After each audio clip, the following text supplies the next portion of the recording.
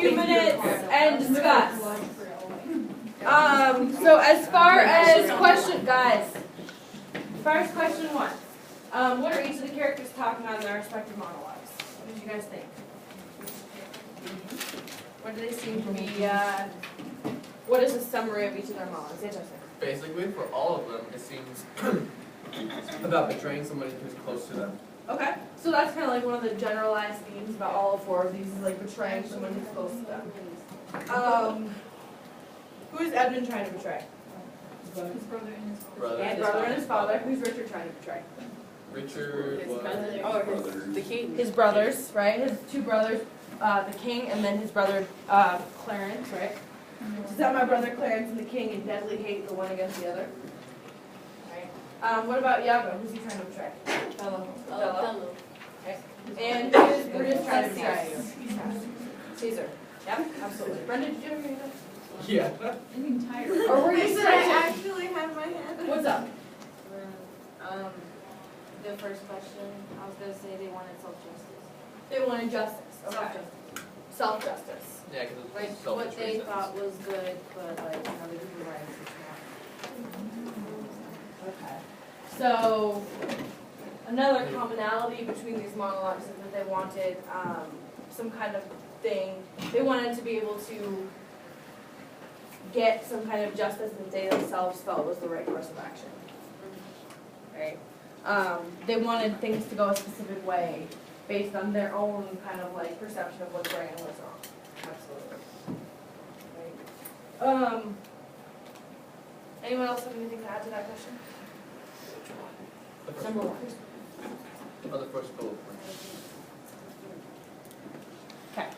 So I think that's actually really, those 2 are really great, like interpretations because you found commonalities between all 4 of those monologues, right? Because all of them have really different specific things that they're trying to do, but those are some really good common themes between all of them. So really well done, you guys. And now they're playing rock, paper, scissors. Sorry. We were deciding So what who's about the gonna answer motivations of each of these characters? What do people come up with as far as their motivations? Yeah, Justin. Just to justify, we were deciding who's going to answer the next question, but I won twice. Okay. And That's good. That's good. we Excellent. definitely agreed with jealousy and revenge. Okay. But one of the biggest thing was the self-justice type of thing. Like, everything was done for selfish reasons. Right, so selfishness, okay, so that could be a reason. They're trying to make their own lives better, yes. Somehow they thought that they were the better person in that situation. Okay, so I'm gonna kind of paraphrase that, like they've got kind of like an inflated sense of their own capabilities and they feel like they'd be better at doing whatever it is that these other characters are doing. Yeah, arrogance, that's an excellent term, right? So they feel like, you know, I would be such a better emperor of Rome than Caesar. I would be such a better lieutenant than Michael Cassio. I would be such a better leader than Edgar, you know. I would be such a better king than my older brother. Yes, yes. A lot of conceit and Conceit. self-righteousness. Right, conceit and self-righteousness, that's an excellent word. Absolutely. Right. And give me some examples real quick of how Shakespeare uses descriptive language to convey these characters' motivations. Yes? I said in the writing that there were a lot of allusions. To, like, Allusions. yeah, everything that was popular in that time. So he makes references to other things that are going on. Right, mainly astrology. And astrology, right? Which we have already talked about with you today. Shay, yes. In King Lear for Edmund, Edmund likes to bring up the fact that he uses legitimacy and the fact that he's been bastardized Yeah. to further his motivation. Our father's love is to the bastard Edmund as well as my brother. So his use of like the way that he describes himself, his use of diction, I guess, in that case. He also asked a lot of questions like, why bastard? Wherefore base? You know what I'm saying? Like he's talked about all of these. He's using questions to kind of like engage the reader. Absolutely, good point. What else?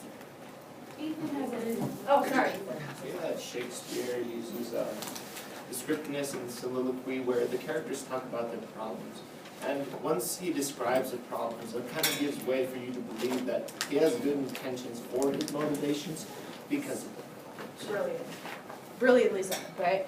he uses soliloquy itself as kind of a narrative technique to describe this, because in any other context, it's just like the characters talking to themselves, which is weird, right? But it gives us, the readers, the ability to understand the characters' motivations for doing these bad things, right? They don't just do these bad things without explanation, they do these bad things because they're motivated by something, right? So even just the use of the soliloquy as a form itself allows him to kind of convey those characters' motivations through language. Excellent. Anyone else? Anybody else? Anything to add to any of these? Did you guys connect with these villains? Yes. Me too! Which is your favorite? Oh no! Are we villains? Oh no! Well, everybody's a I feel like villain in their own yeah, way. but they're always heroes in their own way as well. Right? So I wanted to, guys, really quick before we go, I wanted to show you guys these